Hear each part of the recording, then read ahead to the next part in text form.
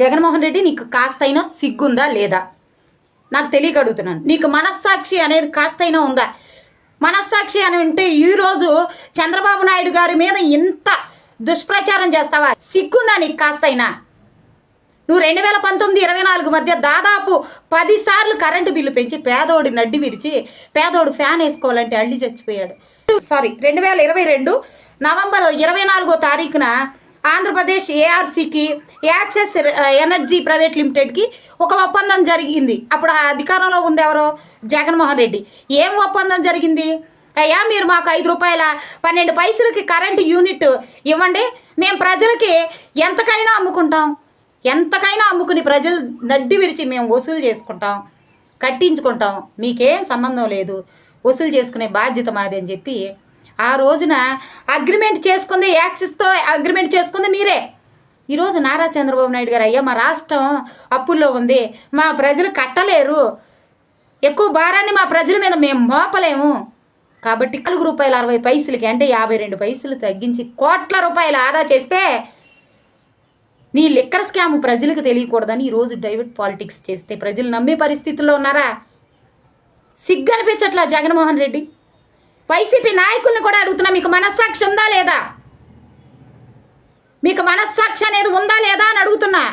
2019-24 మధ్య దాదాపు 10 సార్లు పెంచినప్పుడు మీరు ఎందుకు రోడ్లు ఎక్కలేదు? జగన్మోహన్ రెడ్డి పేదోడు కట్టలేడు అని మీరు ఎందుకు రోడ్డు ఎక్కలేదు? రాష్ట్రం మీద భారాన్ని తగ్గించినందుకు చంద్రబాబు నాయుడు గారు మీరు రోడ్డెక్కి ధర్నాలు చేస్తారా? అంటే రివర్సా? అంటే మీ జగన్మోహన్ రెడ్డి రివర్స్ టెండరింగ్ కాబట్టి మీరు కూడా రివర్స్లో మాట్లాడతారా?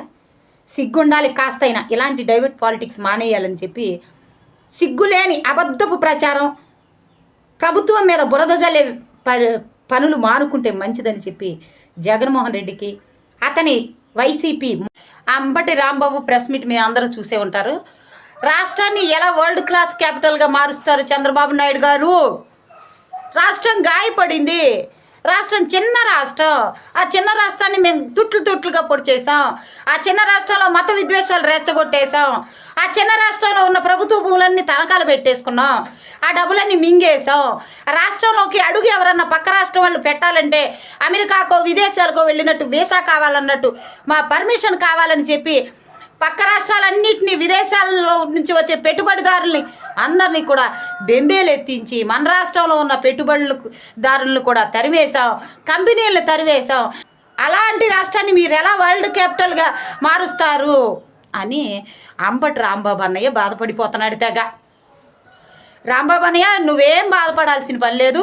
అలాంటి పనులన్నీ మీ రాష్ట్రాన్ని భ్రష్టు పట్టించేసి సర్వనాశనం చేసి ముక్కలు చెక్కలుగా చేసి ఇచ్చిన ఆయన సూది దారం వేసి కుట్టేసుకుని అతికించి రాష్ట్రాన్ని ఒక్కటిగా చేసి కంపెనీలు తెచ్చి రాష్ట్రాన్ని అభివృద్ధి చేసి కష్టమైన పని కూడా సుసాధ్యం చేయగలిగిన సత్తా కలిగిన వ్యక్తి మా నారా చంద్రబాబు నాయుడు గారు. అపర భగీరథుడు ఆయన, అపర మేధావి. విన్నావో లేదో మొన్న మోడీ గారు కూడా చెప్పారు, నేను ముఖ్యమంత్రిగా ఉన్నప్పుడు నారా చంద్రబాబు నాయుడు గారు చేసే పనులు చూసి నేర్చుకునేవాడిని అని.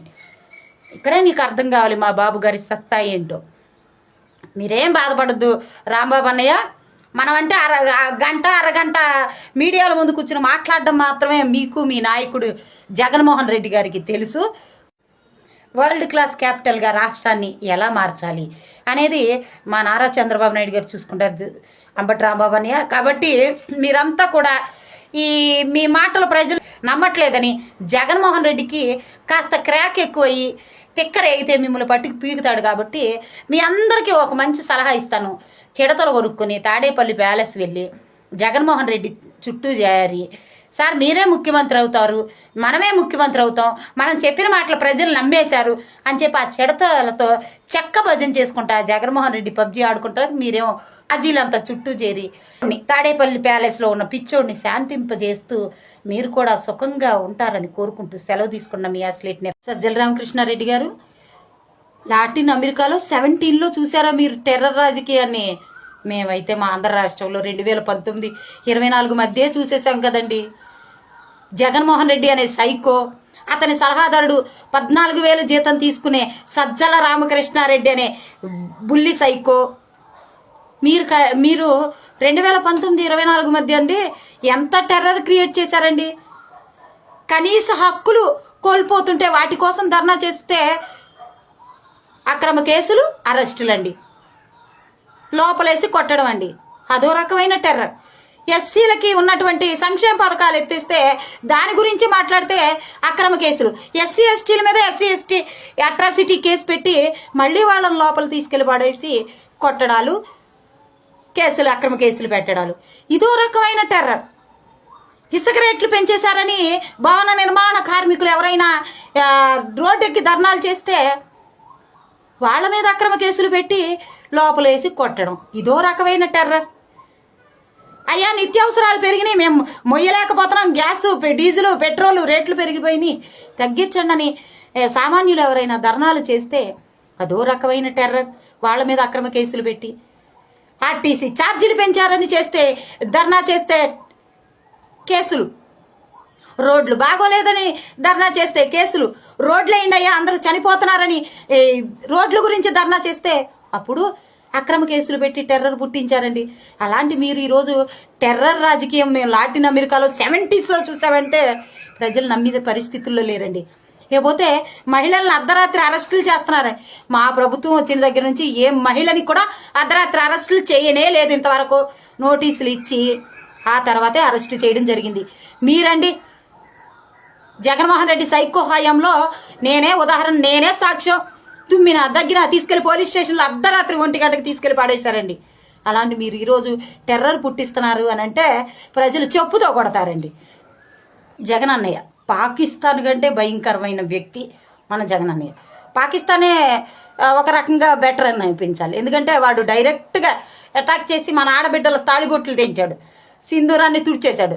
కానీ జగన్ అన్నయ్య రాష్ట్రానికి కల్తీ మద్యాన్ని పరిచయం చేసి వేల మంది ఆడబొడుచుల తాళిబొట్లు తెంచేసి తద్వారా వచ్చిన డబ్బును తీసుకెళ్లి దేశ విదేశాల్లో బంగారాలు కొని, ప్యాలెస్లు కొని, కూతుర్లకి బినామీల పేరున దాచుకున్నాడు. దాని ద్వారా అది ఇప్పుడు బయటకు వచ్చి సిట్ జగన్ అన్నయ్యకి సినిమా చూపిస్తుంది, Part 1 సినిమా చూపిస్తుంది. ఒరే వెధవా, మీ నాన్న గతంలో ముఖ్యమంత్రిగా ఉన్నప్పుడు 1000 కోట్లు దోచేసావు, ఇప్పుడు నువ్వు ముఖ్యమంత్రి అయినా కూడా ఆడబిడ్డల పసుపు కుంకాలతో ఆడుకున్నావు కదరా వెధవా అని చెప్పి సిట్ సినిమా చూపిస్తుంటే ఆ ఫ్రస్ట్రేషన్ తట్టుకోలేక నేను వచ్చానంటే సినిమా చూపిస్తానన్ను అనే నువ్వు రావాలిగా ముందు బయటికి. నువ్వు జైల్లో Part 1 సినిమా సిట్ చూపిస్తే Part 2 సినిమా జడ్జి గారు చూపిస్తారు నీకు శిక్ష వేసి. ఆ తర్వాత Part 3 సినిమా జైలర్ గారు చూపిస్తారు. అప్పటికీ నీకు ఇంకా సినిమాలు చూడాలనిపిస్తుంది. నువ్వు జైల్లో కూర్చున్నప్పుడు మా ప్రభుత్వం చేసిన అభివృద్ధి కార్యక్రమాలు, అక్క చెల్లెళ్ళకి చేసిన మేళ్ళు, నిరుద్యోగులకి చేసిన ఉద్యోగాలు, ఇచ్చిన ఉద్యోగాలు, అనేక రకాల కార్యక్రమాలన్నీ కూడా ఒక సినిమాలో తీసి నీకు పంపిస్తాం. జైల్లో కూర్చుని చక్కగా మేము చేసిన అభివృద్ధి కార్యక్రమాల సినిమాలు చూసి తరిద్దు కానీ. ఓకేనా జగన్ అన్నయ్య?